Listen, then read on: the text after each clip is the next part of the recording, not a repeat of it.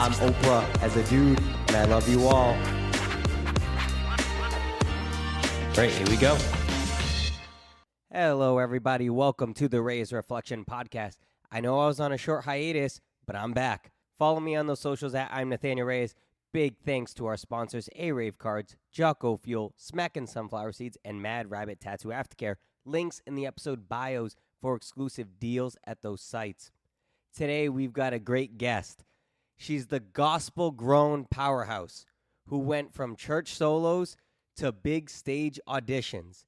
She was a background vocalist for Trombone Shorty, singing on Stephen Colbert, then blowing us all away on national television. And today you can listen to her singles like Therapy.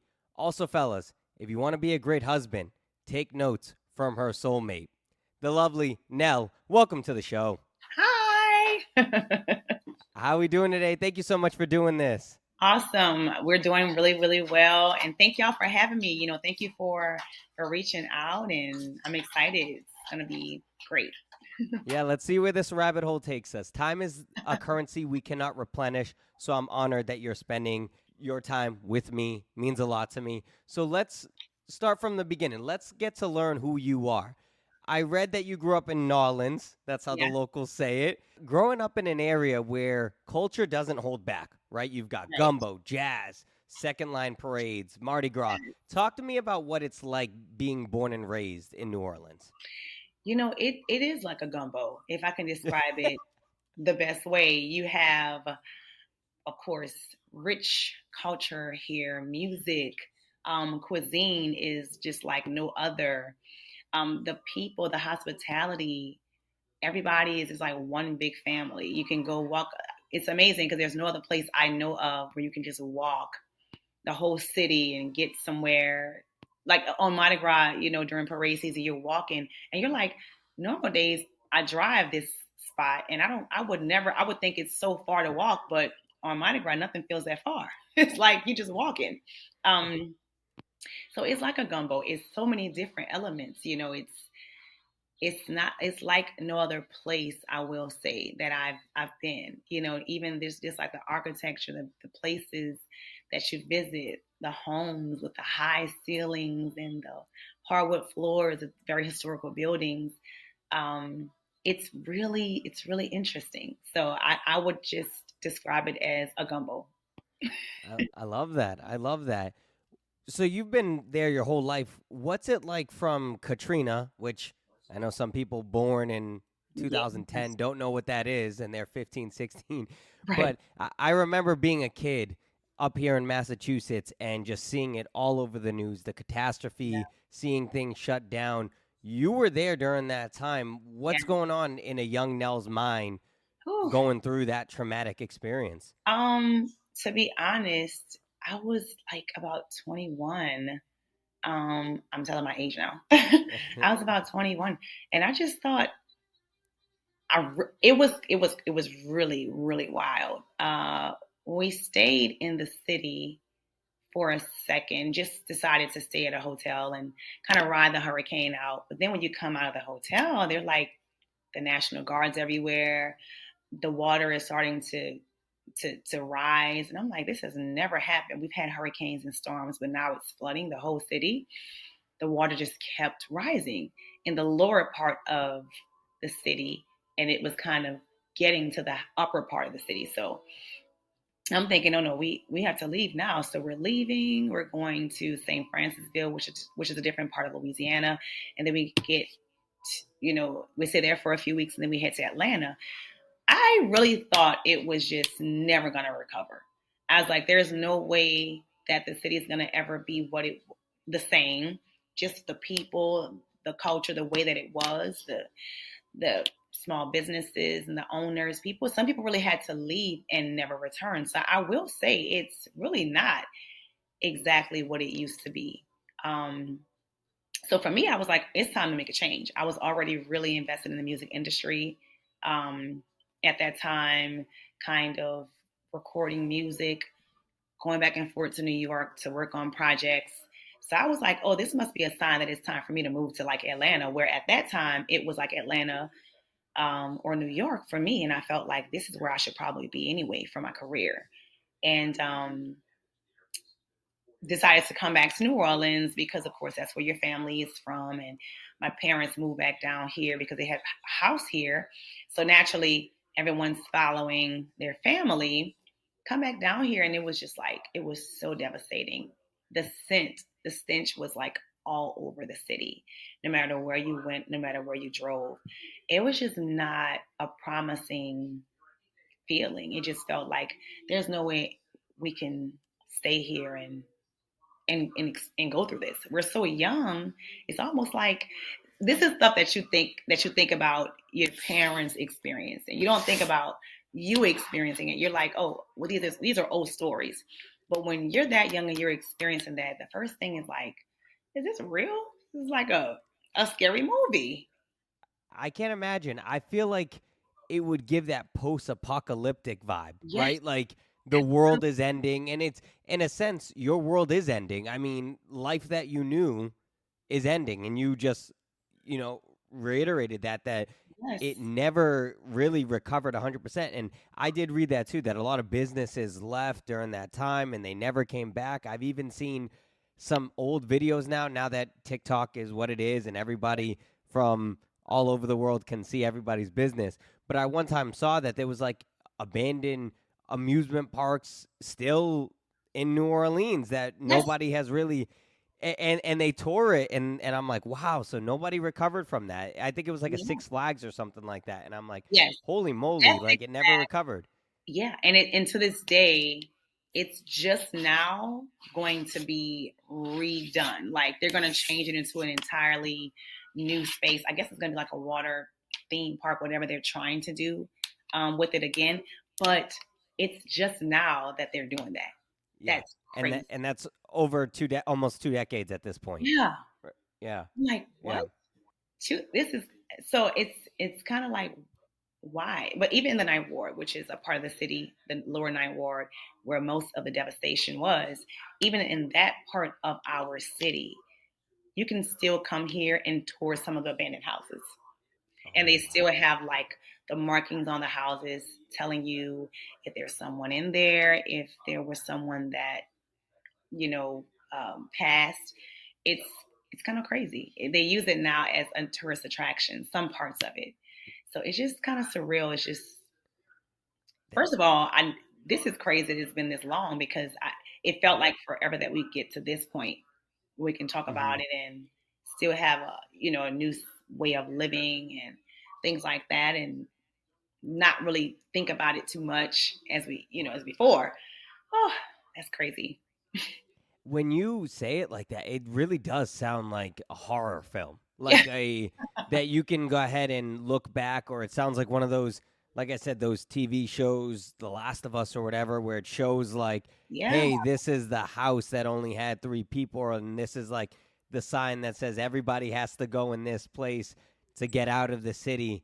Super scary. I could never imagine living through something like that, but it is a very scary moment. Thank God that you're okay and that Right. you're here to share the story, because I know there's a lot of individuals that aren't, and it impacted a lot of families. You're correct in a way where it's like, wow, we can be in a position where we can talk so freely about such a scary moment. I remember the New Orleans Hornets had to relocate Yeah. to Oklahoma City, which they just won the championship. Shout out to them. But it's crazy how they had to leave, and then it took a while before an NBA team even got there again in the New Orleans Pelicans. So super, super scary, crazy time when we reflect back on it.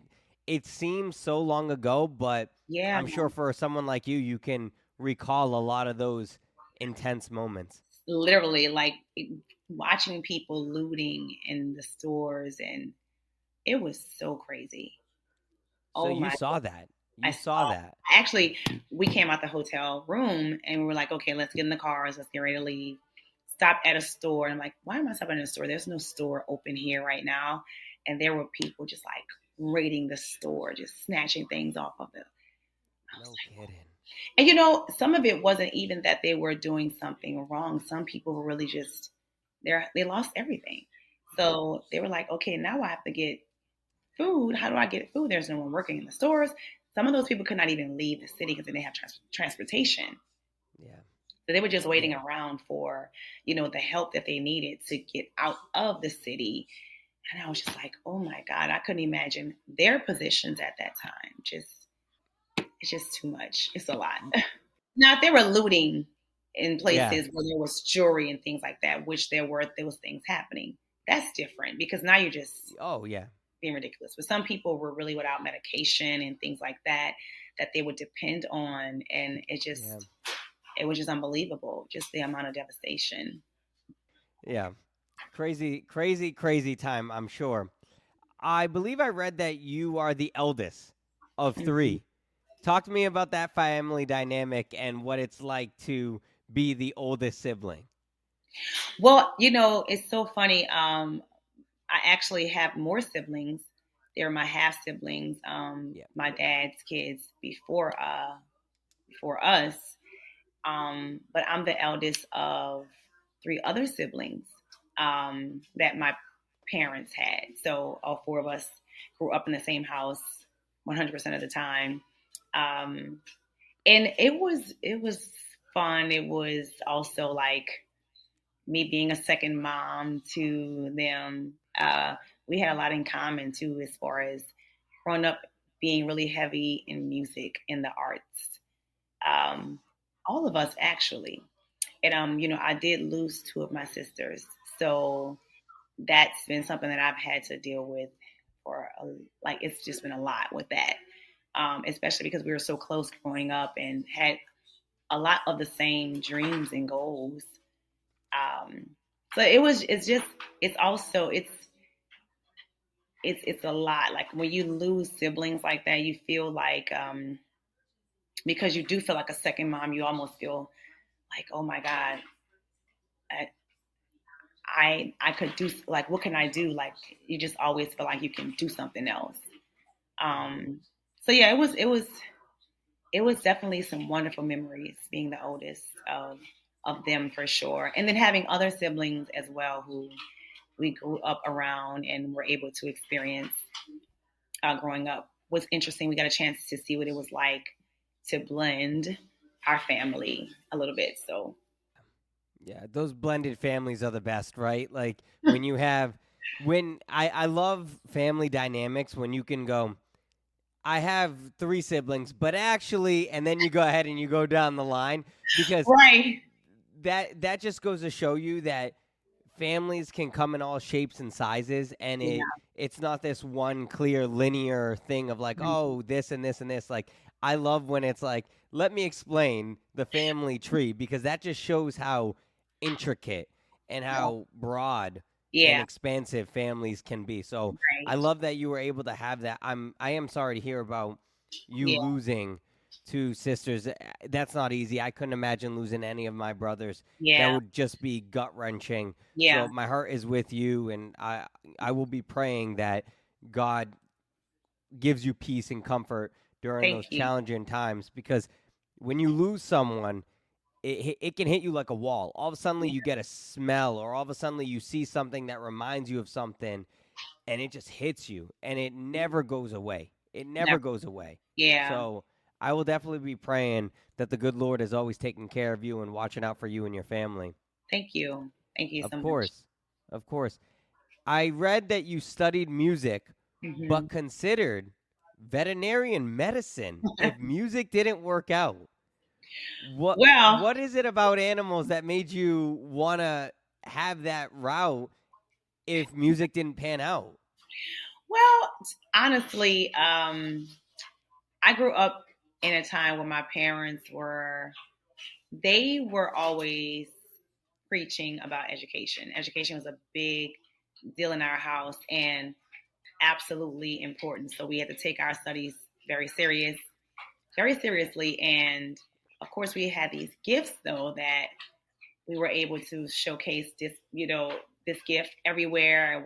And I was putting all kind of programs from grade school up to college and beyond. So it was kind of difficult to separate from music and completely ditch it, because it's just I love it so much. I love my voice. I love the gift of having a voice that touches so many different people, age groups, and all. So for me, though, I grew up with animals and pets in my parents' home. And outside of a music career, we've always been taught to pick a career that would be, really rewarding financially and things like that.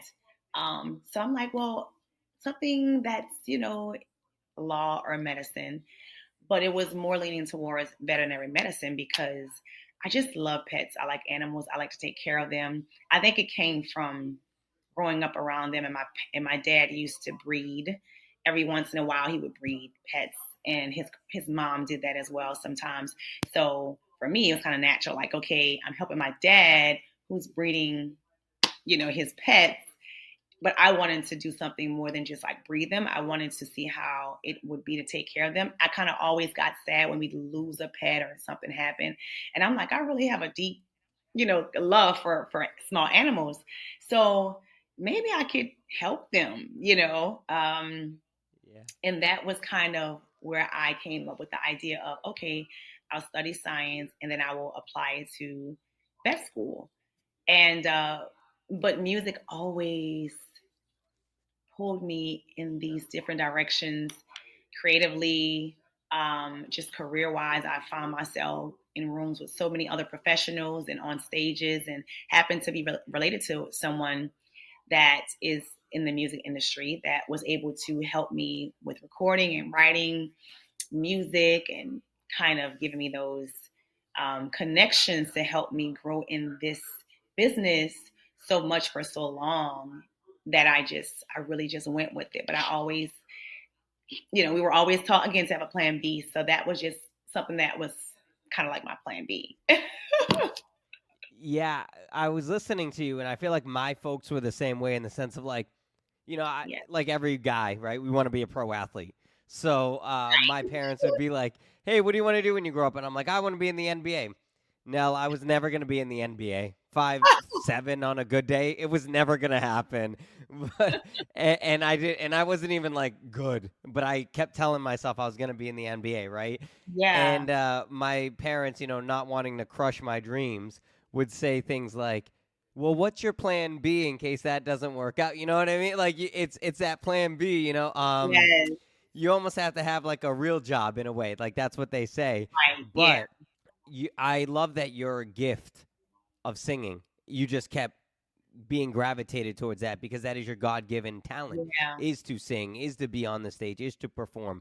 But I also do know what you mean about that affinity towards animals. I love animals as Oh, well. I unfortunately recently just had to put my dog down about a week ago, so I understand that yeah. experience of you loving these animals. Like they're like little family You don't members. Like even it's think hard that to. you're gonna be so connected to them until something happens, or and they just give you a sense of calm and peace.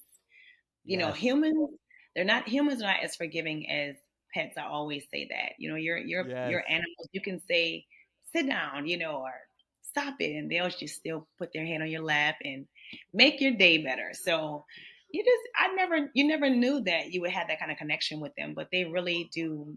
They're really, they're sweethearts. They make a difference. Yes. We don't deserve them. I've seen TikToks We don't where deserve. dogs do the most loving things in the world, and we're like, we don't deserve them. We don't We don't. deserve. We do not. You toured with Trombone Shorty. What experience did you gain being a background vocalist for him? Oh my goodness. So I came from performing locally in New Orleans after recording in New York, come back to New Orleans after I had my son, and performing venues and kind of putting on my own showcases in efforts to be seen by execs, get the experience on stage, and then going on his tour. It was amazing. First of all, I know him. He's a friend. He's from here, born and raised. We all had that connection in the music world. We all kind of have crossed paths at some point. And then I worked with him on one of his albums. He had us do background vocals on one of his albums. And it was amazing because when you get on stage with the Trombone Shorty, he has his singing background, but he also gives you a stage. He gives you his stage for you to solo and introduce yourself to a new audience of 10,000 plus people. So you're not only singing background, you're also having an opportunity for fans to really love and follow you and want to know your journey and what's next. And there are people from off that tour that still follow me today that have always loved seeing me perform on the stage with him. So for 4.5 years, I did that. That experience was absolutely amazing. Just getting to see how it was behind the scenes with all the hustle and bustle of tour life, because tour life is a whole separate thing besides recording music and maybe performing on a spot date here or there, or even writing music for other artists. You're on tour. So that's where the work is also being put in on a whole different level. You have to have your luggage, get on the tour bus, go to different cities, be on time for sound checks, and your voice be healthy and warmed up and ready to go. And, people can get it caught up in the party life of tour, but I've always respected that he's not a party person. And being on his tour bus, because he's always had like 2 tour buses. Our bus, though, which is a bus with Trombone Shorty, is always the one where people are going to bed at a certain time. We are waking up at a certain time. We are preserving our voices. We're not really partying and drinking crazy. So I was able to see another professional really take his career and his craft so serious, to the point where you didn't help but to grow from that experience. You couldn't help but to grow from it, because now you're seeing, okay, I am doing it right. This is how you're supposed to do it. And to each their own. Some people can go out and have a great time and come back the next day and play a show. But to me, to be at your very best is to be disciplined. And if anything, I understand now, like, I need my team to be disciplined, to be on time for every aspect of the show, because it is important. You have fans out there paying and they're leaving. And like you said earlier, time is something you cannot get back. So people want to come spend their time where they feel like it's valuable. It's something that they can remember, cherish, and not regret, or say, I don't know why I went to that show. They were so sloppy, or something. Or they weren't on time. So it was great. It was very much an experience. And we're still in touch any day now. I can always perform and go on his tour. But in a good, the great side of it is my career has, I'm doing more things now. So that's always a plus. So yeah, it was dope. That's awesome. And really, really cool that you use that experience to then make a name for yourself. And I know you said you started to, but when you have that experience and you learn from people who have done it, who have been there, you gain that experience, and then it helps you really fly. And I'm glad that you were able to soar. And you're right. Discipline is a big factor of it. And honestly, the coolest, I think it's probably the best person you probably could have had as a mentor or to be on tour with, because you're right. Who's to say if you had went with somebody that maybe liked to have fun, and I'm not trying to throw shade. Maybe they can and still turn up and work hard. Yeah. Fine. But I'm not like that. I got to be honest. I'm not the type of person that can be out all crazy hours of the night and then be sharp and on my game the next day. Yes. I don't know how you can do that. Because you're in your head the whole time, like, oh my God, I'm going to mess up. And some people don't care if they mess up or if they have a horrible show. They just want to get through it. But I'm just like, nah, it's not worth it. No. That's how the Beyoncés of the world get to be where they are, because they take their job serious. They take their passion, make it a craft, and then make it a profession. And you have to be able to do that for sure. Yeah. Can you talk to me about your experience on The Voice? Oh, it was awesome. First of all, it was so difficult not to share so many of the details, because we kind of knew, we do pre-record it, and we have to keep that quiet until the show airs. So that was so difficult because, of course, people know that I tour. So I was able to fool some people with not being seen all the time in my city or what have you, because they know, okay, well, she's probably on tour. But it was a little different for some people. They were like, you're not touring with Trombone Shorty, so what are you doing? Like, what are you doing back and forth in LA? And I'm just like, I'm just like filming something. What are you filming? And I'm just like, oh my God, I can't hold this secret. It was awesome. I had the opportunity to work with a team on a whole different level. So now you're experiencing wardrobe, and you have people for your hair and your makeup and your rehearsal schedule, and having to go and try on outfits and things like that for presenting yourself on national TV. And then you also have the opportunity to work with a coach who is really in the best part of their careers at this point. Then you have the TV show executives and things that they're helping you just prepare for how to, your publicist. You had an opportunity at that point to have a large team of people that kind of do their parts to help you to present yourself in the best way to America. So if anything, for me, tour life prepared me for that. Being on tour, the fast pace, I loved it. I was not one of those people that were like, oh my God, I have to do sound check now. I was like, okay, great. It was great. So when I got to The Voice and we were having to do sound check at a certain time and wardrobe and be up at this time and warm up for this hour before, I'm already prepared because I've already prepared. My body is used to doing it. I'm used to having to do this and prepare for that and go and change and go and do a wardrobe fit, It was just, I'm a natural. I can say it felt natural for me. And I absolutely enjoyed it. And I look forward to more filming and things like that. I love being on set. I love being backstage and doing BTS, and I love it all. I love the camera. Like I said, being on tour, being on Jimmy Kimmel and Stephen Colbert for those moments, and doing Macy's Day Parade and all of that, it really prepared me for being in front of a camera. I love California, so I had all the vibes that gave me the energy I needed to do whatever I wanted to do. So it was really a great experience, I can say in a nutshell. That's awesome.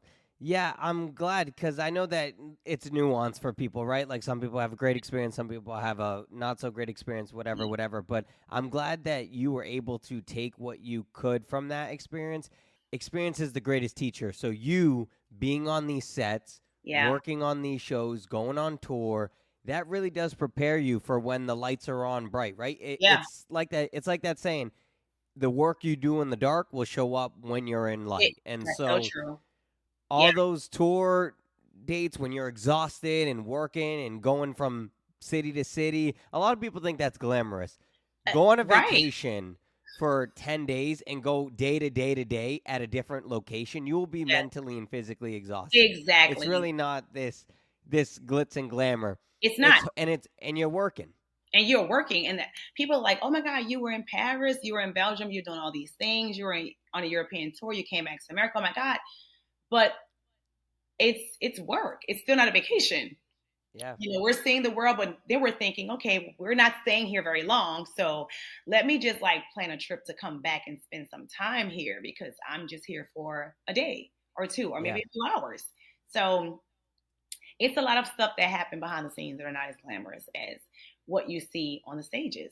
It takes lots of preparation and rehearsal hours and things like that, So The Voice was great. There were, I can't complain overall about it. I met some amazing people as well from that experience that are still in touch with me today, that, we have plans on working on things creatively and musically and with our platforms. And it's just been really a quality experience. We were able to stay in the same hotel and kind of spend that time together, learning a new city and what to do, where to go, how to maneuver. I mean, it was overall just really what lots of artists should definitely experience at some point, something like it at least. Yeah, you're bonded now forever because you all have had that experience. Yes. For sure. Yeah. Your single Therapy is out. Can you talk about your single and what inspired you with that song? Yes. So, well, I spoke earlier about my cousin who, well, I didn't say he was my cousin, but that's the family member that I mentioned, whom has always had connections in the music industry because he's also a producer, uh, singer, writer, and all the things. He and I collaborated on that song. My story, losing siblings, all the way to just living everyday life. Therapy entails all of it. So, and what I want to say, what I always say is, the song itself is talking about therapy, um, in other ways outside of just a serious life event or moment. We're pro therapy. That's the wordplay. That's the kind of why we mentioned this word, this title. Um, how important therapy is, but how important it is to also have love be the core of it all. If you don't, or if you're not surrounded by what I would say a good um, sound group of people, it could almost feel like you're going through something and you're really not. So, for example, you may have a great life, but because you're around someone or something that is kind of holding you down, of course, at that, now you need to change your influences, the people that you're around, because you won't feel like you won't be at your best. So therapy is meant to tell people sometimes if I'm having a bad day or bad moment, it may not be a bad life. And I don't need to just kind of be pushed away and told to get therapy because I could very well be in therapy. But if I'm having a bad day, maybe just be an ear, maybe just be a friend, maybe just be someone that can kind of tap me on the shoulder and say, it's going to be okay. I know you're having a rough day. Everything is not, oh, I'm too busy. I can't entertain the thought of your problems today. The world is so fast paced. People don't slow down enough to just recognize just a moment and be what I call just a great influence or a great person that just wants to, how are you doing today? How can I help you? What are you okay? So everyone's not always in need of, well, you're having some type of mental issue. It could just be that you're having a moment. You just need to hear it's going to be okay. And so between therapy and having love and great relationships, whether it's romantic, friendly, family, all of that is a part of therapy. And I think that that's what this song is saying. You need all of it. We need every aspect of therapy. We need to be able to talk to someone. And when we go home, we should be able to be happy in our home. We should be able to go on vacation or do something that gives us a boost. If you need to have a massage therapy session, do that. Get you some relaxation, find yourself some sun, go on a walk. Do everything that you may need to give yourself a recharge. Yeah. And when this album is complete, because we have an album that's going to be following this single that we're working on. When that's complete, the entire story will come together and make sense. And it'll talk about all those parts, of us that we need to nurture, I should say. So yeah, I just think that it's been reaching so many people in such a positive way. I'm so happy about it. It's exciting. And we just collaborated and wrote the song together, and I recorded it here in New Orleans, and he recorded the background vocals for it. And we got a mixing engineer, I think from Atlanta, to do the mixing. It was just wonderful. I couldn't wait to drop it. There's others that are just as good on this project, so I'm excited to share it all. I love that you have this vision for long-term storytelling. Yes. Where you're going to be able to have this full project out and you're incrementally giving it out. Yes. I think that that's the best way to keep us hooked. I think it's the best way Yeah. to keep us engaged. So I think that that's phenomenal, and I love the song. I encourage anybody to listen to Thank it. you. You can go ahead and give Nella a follow, and she'll be able to plug herself in a few short moments. But I really do believe that it's a phenomenal song. And what you said is what I interpreted as well. That Yes. like you really do have to have this all-encompassing Yes. therapy, and it's not just sitting and talking. It's your loved ones. If you're not in this environment where Yeah. you're around people who care and love about you, that's gonna bring you down. And you're right. It could just be that moment. And because my experience, I feel like you and we're around the same age, so my experience is similar to you in the sense of, oh wow, you don't look like you're close to my. I hear that sometimes, and I'm like, oh my God, we're supposed to look old, but I don't no, we look great. What do you mean? We're in our primes. Yeah, we're in what our do you primes, mean? right? We look good. That's right. We look good. Yeah, that's right. Yes, I don't. I gotta get your skincare routine. What do you mean? Look, I'm looking at yours too. That's so funny. I'm looking at the same thing right now. Yeah, no. But on a serious note, I feel like we grew up in a similar understanding of like, sometimes we just have bad moments. That doesn't mean we have a bad life. But if you're around good, loving people that are going to uplift you during those bad moments, you really, really do feel therapized in a way. I don't know if I said that right, but I think you understand what I'm saying. And I think that when you are in those therapy sessions, these are the things that they're telling you. They're telling you, they're advising you how to cope with things, what to do. Maybe right now you need to get, with yourself and do some yoga, exercise, let's get to the root of some issues here. And life events like what I've experienced, I absolutely encourage it. To have you someone to talk to. But when you talk to them, they're going to still encourage you to be in environments that promote peace and happiness. They're not going to promote, well, when you leave my session, I don't really care what you do, just come back. They're going to advise you, you probably should try this and try that. And, do you have any friends? Do you have anyone that you can? So these are things that you even hear in those sessions on how to deal with life as it comes and moments as they come. Yeah. I think therapy, it's doing what I want it to do. And I'm excited about, it. I'm really proud of it. Yeah. At the end of the day, you have to do the work in for yourself. You have to make that investment in yourself. Yeah. We'll transition now into fun, burning questions, which is how I always end. Okay. All right. So if your life was a Mardi Gras float. Oh, my God. What color would it be? What? If my life was a Mardi Gras float, what color would it be? That is so funny and so fun at the same time. Wait a minute. Okay.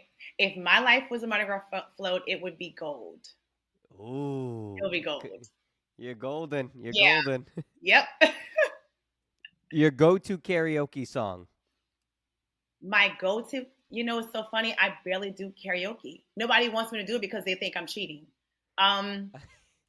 If I do karaoke. Can I have that skill? I feel like whenever I go to sing in karaoke, they take the mic away from me. They're like, we don't want to listen to you sing, dude. Sorry. You know what? And I'm like, I know how to use a fake singing voice. I don't have to use my real one, but they're like, no, you're going to still be cheating. But let me Whitney Houston. I would say Whitney Houston, maybe Dance with Somebody. Ooh, that's a good one. Yeah. Love that song. That's also my go-to karaoke song. It's not going to sound as good as yours. Oh, and your man voice. Yeah. Right. Honestly, I tell people, I want people to listen to this podcast, and me singing will not make the ears come. All right, so that's so hilarious. If you had to replace your hands with a kitchen utensil in each finger, which one are you choosing? But it can only be one. A kitchen utensil in each finger? Yeah, so like Edward Scissorhands, but instead it's like, utensils, kitchen utensils. Yes. What? A fork, because I like to eat. Yes. Fork. That's what I would choose too, because I could still grab everything. Yeah, I want everything, put it right on this fork. Yes.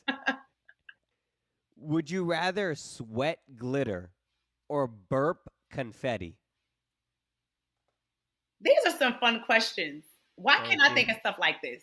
I wrote them myself. This is so I cool. I can't sing, but I can do this. That's Right? cool. Okay, wait. Would I rather sweat glitter or burp confetti? And I Yes. love them both. Yeah. I love them And both. they're both like fun, And they're right? both fun. Oh my Yeah. God. So okay, well I do like to work out now. So because I think burping is a little cheesy for, for a girl, for a woman, I would say sweat glitter. Okay. I feel like I would choose that too, just because it could be more subtle. It I could be feel more like subtle. Yeah. the burping confetti could be a little aggressive. It could You be know, like aggressive. And people would like be like, oh my God. yeah, You think you like burp confetti? That's a little gross. although But you would be great for like congratulations at like or surprise birthday parties if you could burp on command and they're like surprise and then you burp and then the confetti. that is true. So- But like sweating glitter, yeah, that's subtle. That's very demure. That's kind of demure. It is. It is. I agree. I agree. And very demure. What's your most irrational fear? Oh my God. This is a difficult one. Oh, this is so crazy. Now this one I'm gonna have to cheat on a little bit. Cause like Okay, what go would ahead. you kind of like say Oh, if so you were being asked okay. this question? Okay, I like it. You know what? You hit me with the Uno reverse. I'll Yeah, I take kind of want to it. know like what would you say if will be your irrational? You know what? That is a good question. And you know what? Now you just taught me that the host needs to have an answer ready and Uh-huh. a weapon in the holster here. All right, but I got you. I got you. All right, I do got you. Okay. I Okay. have an irrational fear, and you can blame Final Destination for this. You know when you're behind a truck with all those logs, I Oh, or like those cars, me and too. there's a whole bunch of cars. I'm afraid that I'm gonna have to like Fast and Furious my Me way. too. I do not like when they have trucks with those logs on them. I always think they can come off. Yes. I don't Yep. care if I like the trucks with like even when they have the cars stacked on top of one another. Yep. I do not like to drive behind those. It's all scary. It's the logs are gonna come off, the cars are gonna fall off. No. Oh, you know what? This is a good one. I don't like Let's hear it. I love scary movies. Not love, but I used to really love them. But I like scary movies. I don't mind watching them, I should say. Same. But if it's crazy, I'll worry about putting my feet down on the floor. Oh Like yeah. something is under the bed. That is so childish, I know. That's No, so it's not childish. under the bed. It's not That's childish. crazy. I'm with you. I'm with you. I used to love horror movies. Now that I'm older, I don't like them as much because maybe it's because I realize my mortality and I'm like, "Oh my Right. goodness, like that can happen." But it's also like in House of Wax, the scene where he puts his foot down and the guy cuts his Achilles with Oh, scissors. that was the worst. I so like I'm with you. Like that scared me. Like I'm like, who's under me? Am I clear? Can I put my foot down? Right. Nothing's gonna happen. So Like there's no, no monster under the bed, Liddell. But yeah, I know, in my right? mind, Like it's like, the same thing we tell children. There's no monsters under the bed. It's funny how life is cyclical like that. Now we're checking for things under the bed. exactly. Like, Yeah. let me turn the light on first. Wait, I gotta go in the basement. Let me turn the light on before I do. Yeah. Exactly. Literally. I mean, that's true. Like if it's too dark, it's like, oh, let me get my phone, put my light on my phone or something, because maybe there's a monster in here. I don't know. Yeah. Oh, is that a person or is that my coat hanging off? Yeah. Right. Yeah. So it's so funny because yesterday my son rang the doorbell, playing with the doorbell for like a second. I'm like, don't lower the doorbell. He came back inside and he just stood here, and then it rang twice on its own. And I was like, okay, we were both like, that's weird. Yeah.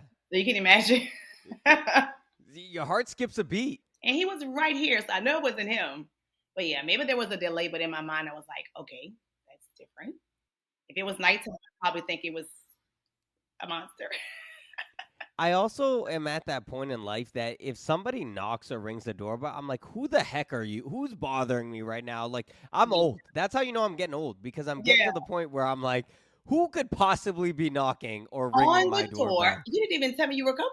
Yeah. I'm like, 10, 15 years ago, you could come unannounced and I Right. wouldn't care. Now I'm like, I got to shower. I got to get my house. What are you doing? Who is here? Yes. So true. So true.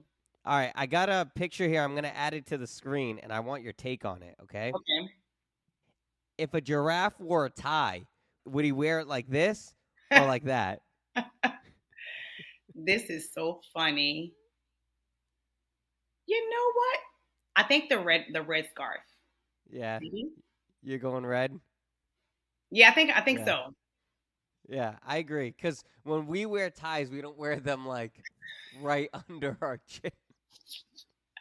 Right. And then your neck is long already. Just show your neck. Let your neck shine. Don't cut it Yeah. off right here. Yeah. Come on. I mean, that's the neck and legs are the best quality of a giraffe. Show it Right. off, right? Show it Yeah. off. That's right. That's right. It's like a date. Come on, show off your Right, best show quality. it off. Right. Show it off. Nell, you are a pure soul. I am so thankful that you took the time, sat with me on this podcast. You're forever a friend of the show. I've just sworn you in. You're now a Reyes Reflection homie. Where can people find you, follow you, listen to your music, stay up to date, all that good stuff? Plug yourself in. So you can follow me on all social platforms. It's weird.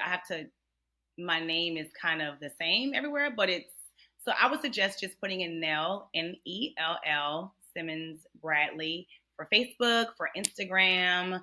I'm on Twitter sometimes. I'm on TikTok, same thing. But if you plug in NELL Simmons, you're going to see my photo come up. Actually, it's the photo on the cover of my single Therapy. You'll see the cover art on there. And wait, I forgot what else you asked me. Where can people listen to your music? Oh, my music is everywhere too. So you can go on Spotify, Apple, Tidal. You can find it on the YouTube, on all social platforms. You can find it as well. Tag yourself and you're having fun, like doing something that gives you therapy, and tag the song because it's one of those things that kind of like is a good summer bop. So I think you'll like it. Once again, my name is NELL Simmons Bradley. You can go _NELL Simmons _Bradley on Instagram. That's where I spend most of my time. Most of my posts are there, and on TikTok. So follow me, and you should be seeing me soon. I have a residency here in New Orleans. If you're down here ever, come see me at the Windsor Court Polo Club Lounge and all the things. Oh my goodness. Well, I'm gonna have to make a trip out to New Orleans now. Thank you. Yeah. Essence is coming. Good. I'm excited. Well, that is going to do it for this episode of the Reyes Reflection podcast. Big thanks to our sponsors, ARAVE Cards, Jocko Fuel, Mad Rabbit Tattoo Aftercare, and SMACKIN Sunflower Seeds for supporting today's episode. And to all the listeners, remember, may you live, may you love, and may you thrive. I'm Oprah as a dude, and I love you all. Oh, I love it.